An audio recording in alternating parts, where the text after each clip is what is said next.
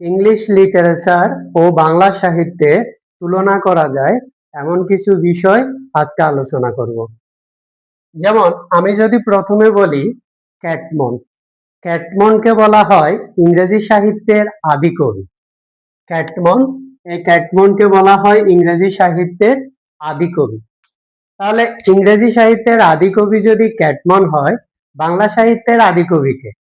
এখন আমাদের সাধারণত বইগুলোতে থাকে বাংলা সাহিত্যের আদি কবি হচ্ছে লুইপা। বাংলা সাহিত্যের আদি কবি লুইপা, এটা বলেছেন সুনীতি কুমার চট্টোপাধ্যায় এবং হরপ্রসাদ শাস্ত্রী।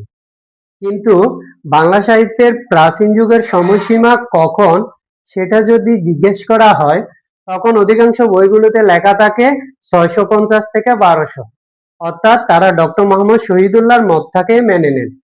তো যদি ডক্টর মোহাম্মদ শহীদুল্লাহর মত মেনে নেন, তাহলে বাংলা সাহিত্যের আদি কবি লুইপা হতে পারে না। কারণ তিনি বলেছিলেন, ডক্টর মোহাম্মদ শহীদুল্লাহ বলেছিলেন বাংলা সাহিত্যের আদি কবি হলো সবরপা। তাহলে বাংলা সাহিত্যের আদি কবি সবরপা, এটা হচ্ছে ডক্টর মোহাম্মদ শহীদুল্লাহর মত অনুসারে। আর যদি আমরা ডক্টর মোহাম্মদ শহীদুল্লাহর মতটা না ধরে যদি সুনীতি কুমার কিংবা হরপ্রসাদ শাস্ত্রীর মতকে মেনে নিই, তাহলে সেটা হবে লুইপা। এরপরে আসি, বাংলা সাহিত্যে এখনো পর্যন্ত আমরা যতগুলো গ্রন্থ পেয়েছি, তার মধ্যে সব থেকে পুরাতন গ্রন্থ বা প্রাচীন গ্রন্থ চর্যাপদ। এটা আমরা মোটামুটি সবাই জানি। ঠিক তেমনি বাংলা সাহিত্যে যেমন সব থেকে প্রাচীন গ্রন্থটার নাম হচ্ছে চর্যাপদ, বা ইংরেজি সাহিত্যে সবচেয়ে প্রাচীন গ্রন্থটার নাম হচ্ছে বিউল বা বেয়উল্ফ। এই বেয়উল্ফটা, আমাদের চর্যাপদটা হচ্ছে 23 জন বা 24 জন পদকর্তা লিখিত। এটার আমরা 46টা পদ পেয়েছি, ধরা হয় এটা 50 বা 51টি পদ আছে। কিন্তু এই বেয়উল্ফটা কে লিখেছে এটা কিন্তু জানা যায়নি, অর্থাৎ এটা লেখকের নাম পাওয়া যায়নি। এটা বলা হয় ইংরেজি সাহিত্যে পাওয়া যাওয়া সব থেকে প্রাচীনতম নিদর্শন। তাহলে আমরা সেই হিসাবে বেয়উল্ফকে চর্যাপদের সাথে মিলিয়েছি। আচ্ছা, এরপরে বাংলা সাহিত্যে আমরা জানি 1858 সালে পেরিচাঁদ মিত্র আলালের ঘরে দুলাল একটি উপন্যাস লিখেছে। আলালের ঘরে দুলাল, এটাকে পুরাপুরি সার্থক উপন্যাস বলা হয় না, কিন্তু এটা উপন্যাস বলা হয়। আবার বাংলা সাহিত্যের প্রথম সার্থক উপন্যাস বলা হয় 1865 সালে বঙ্কিমচন্দ্র চট্টোপাধ্যায়ের দুর্গেশ নন্দিনীকে। তাই আমি কি করেছি, আমি স্যামুয়েল রিচার্ডসন এবং হেনরি ফিল্ডিংকে মিলিয়েছি পেরিচাঁদ মিত্রের সাথে। কারণ হচ্ছে স্যামুয়েল রিচার্ডসনের যে লেখা, সেটির নোবেল তথা ইংরেজি সাহিত্যের উপন্যাসের সূচনা ধরা হয়, কিন্তু এটা সার্থক ছিল না। সেজন্য স্যামুয়েল রিচার্ডসনকে আমি পেরিচাঁদ মিত্রের সাথে মিলিয়েছি।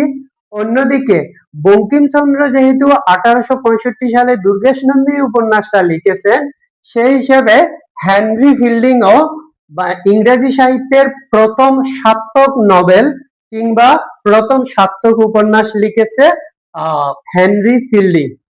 সুতরাং হেনরি ফিল্ডিংকে আমি মিলিয়েছি বঙ্কিমচন্দ্র চট্টোপাধ্যায়ের সাথে।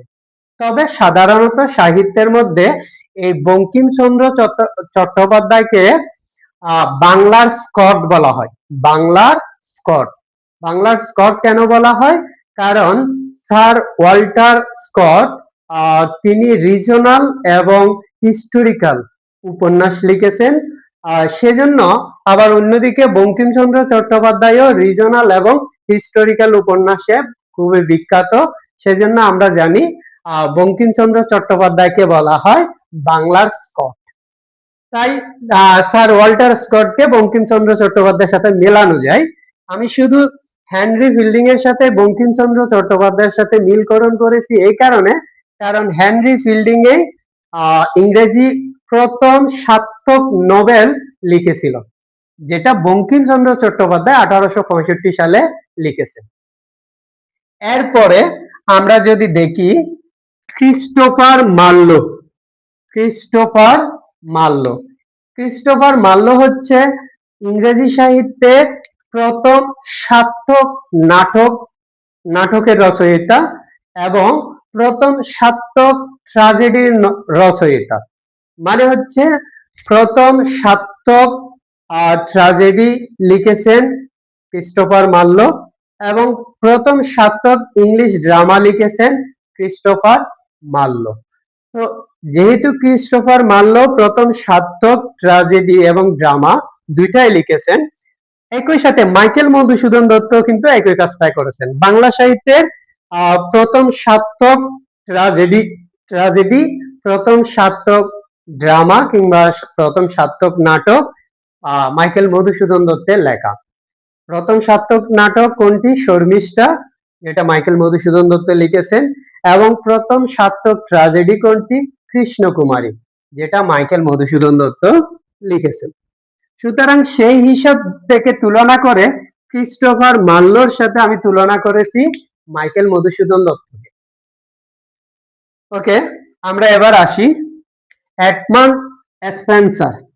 এই এডমান্ড স্পেন্সারকে বলা হয় poet of the poet. Poet of the poet মানে হচ্ছে কবিদের কবি। অর্থাৎ এই এডমান্ড স্পেন্সারের কবিতাগুলো দেখে বা কবিতাগুলো পড়ে তখনকার সমসাময়িক অন্যান্য কবিরা কবিতা লিখতেন, সেজন্য তাকে বলা হয় পয়েট অফ দ্য পয়েট। তো আমাদের বাংলায়ও নির্মলেন্দু গুণকে বলা হয় পয়েট অফ দ্য পয়েট বা কবিদের কবি, কারণ নির্মলেন্দু গুণের সময়ে এখনো বেঁচে আছেন আমাদের কবি। তো এই কবির লেখার ধরন কিংবা এই কবির কবিতা পড়ে কবিতা লেখা অনেকের মধ্যে কবিতা লিখতে দেখা গেছে বিদায় এই নির্মলেন্দু গুণকে বলা হয় কবিদের কবি। তাই নির্মলেন্দু গুণকে এডমান্ড স্পেন্সারের সাথে আমরা মিলিয়েছি। এরপরে আসি জন মিল্টন। জন মিল্টন হচ্ছে এপিক পোয়েট, মানে হচ্ছে মহাকাব্যের কবি। তিনি মহাকাব্য লিখেছেন, আমরা জানি প্যারাডাইস লস্ট তার বিখ্যাত মহাকাব্য। তো এই জন মিল্টন যেমন এপিক পোয়েট, বাংলা সাহিত্যে কিন্তু একমাত্র সার্থক মহাকাব্য আছে মাইকেল মধুসূদন দত্তের মেঘনাদ বধ কাব্য। কিন্তু আমরা কিন্তু এই জন মিল্টনকে মাইকেল মধুসূদন দত্তের সাথে মিলাইনি, মিলিয়েছি কার সাথে? হেমচন্দ্র বন্দ্যোপাধ্যায়ের সাথে। আমি বিষয়টা একটু ক্লিয়ার করি। কারণটা হচ্ছে মাইকেল মধুসূদন দত্ত আমরা জানি একটা মহাকাব্য লিখেছেন মেঘনাদ বধ কাব্য, এবং তার এই মহাকাব্যটি বাংলা সাহিত্যে এখনো পর্যন্ত একমাত্র সার্থক এবং প্রথম মহাকাব্য। মাইকেল মধুসূদন দত্ত যখন মেঘনাদ বধ কাব্য লিখলেন 1861 সালে, তখন অনেকেই আসলে লেখালেখির চেষ্টা করেছেন, মহাকাব্য লেখালেখির চেষ্টা করেছেন। তাদের মধ্যে আমি বলি হেমচন্দ্র বন্দ্যোপাধ্যায়, নবীন চন্দ্র, তারপর আছে কায়কোবাদ, তারপর আছে ইসমাইল হোসেন সিরাজি। কিন্তু আসলে তেমন কারোটাই কিন্তু খুব বেশি ফেমাস হয়ে ওঠেনি বা শিল্প সার্থক হয়নি। মহাকাব্যের যে গুণ থাকা উচিত সেই গুণ কিন্তু সেগুলোর মধ্যে ছিল না। এই না থাকার কারণে মাইকেল মধুসূদন দত্তের মেঘনাদ বধ কাব্যই হচ্ছে বাংলা সাহিত্যের একমাত্র মহাকাব্য, একমাত্র সার্থক মহাকাব্য। কিন্তু মহাকাব্য আরো অনেকে লিখেছেন, যেমন আমরা জানি হেমচন্দ্র বন্দ্যোপাধ্যায় লিখেছেন, নবীন চন্দ্র লিখেছেন, তারপর লিখেছেন কায়কোবাদ লিখেছেন, কায়কোবাদের মহাশ্মশান 1761 সালে পানিপথের তৃতীয় যুদ্ধে নিয়ে লেখা সে কায়কোবাদের মহাশ্মশান কাব্যটিও হচ্ছে মহাকাব্য। অন্যদিকে হেমচন্দ্র বন্দ্যোপাধ্যায় লিখেছেন বৃত্ত সংহার কাব্য। তারপর ইসমাইল হোসেন সিরাজি লিখেছেন অনল প্রবাহ, স্পেন বিজয় কাব্য। তো তারা আসলে লেখার চেষ্টা করেছেন এবং তাদের মধ্যে অনেকে কিন্তু মাইকেল মধুসূদন দত্তকে অনুসরণ করে ব্ল্যাঙ্ক ভার্স প্রচলন করার, ব্ল্যাঙ্ক ভার্স মানে অমিত্রাক্ষর ছন্দ, অমিত্রাক্ষর ছন্দ প্রচলন করার প্রচেষ্টা ছিল, তার ওটাই হয়ে ওঠেনি। তবু যা হোক, আমরা কিন্তু মিল্টনের সাথে, কারণ বাংলার মহাকাব্য বা বাংলার মিল্টন বলা হয় এই হেমচন্দ্র বন্দ্যোপাধ্যায়কে, হেমচন্দ্র বন্দ্যোপাধ্যায়কে, কিন্তু মাইকেল মধুসূদন দত্তকে নয়। তাই হেমচন্দ্র বন্দ্যোপাধ্যায়কে মিলিয়েছি কার সাথে? জন মিল্টনের সাথে। তার মহাকাব্যটার নাম কি? বৃত্তসংহার কাব্য। Lord Byron. তো এই লর্ড বাইরন কে বলা হয় ইংরেজি সাহিত্যে রিবেল পোয়েট। রিবেল পোয়েট মানে হচ্ছে বিদ্রোহী কবি। তো রিবেল পোয়েট, বিদ্রোহী কবি, আমরা জানি বাংলা সাহিত্যের, আমরা তো চোখ বন্ধ করেই জানি যে বাংলা সাহিত্যের বিদ্রোহী কবি হচ্ছে কাজী নজরুল ইসলাম, আর ইংরেজি সাহিত্যে সে বিদ্রোহী কবি হচ্ছে লর্ড বাইরন। তাই লর্ড বাইরনকে আমরা মিলিয়েছি কাজী নজরুল ইসলামের সাথে। এরপরে আসি মেথু আর্নল্ড। মেথু আর্নল্ড খুবই, তার লেখাগুলো হচ্ছে খুবই দুঃখের, কষ্টের, তাহলে তাকে বলা হয় দুঃখবাদী কবি, ইংরেজিতে বলা হয় এলেজিক পোয়েট কিংবা মিলানকোলিক পোয়েট। তো এই এলেজিক পোয়েট কিংবা মিলানকোলিক পোয়েট মেথু আর্নল্ড। তো বাংলা সাহিত্যেরও দুঃখবাদী একজন কবি আছেন, তার নাম হচ্ছে যতীন্দ্রনাথ সেনগুপ্ত।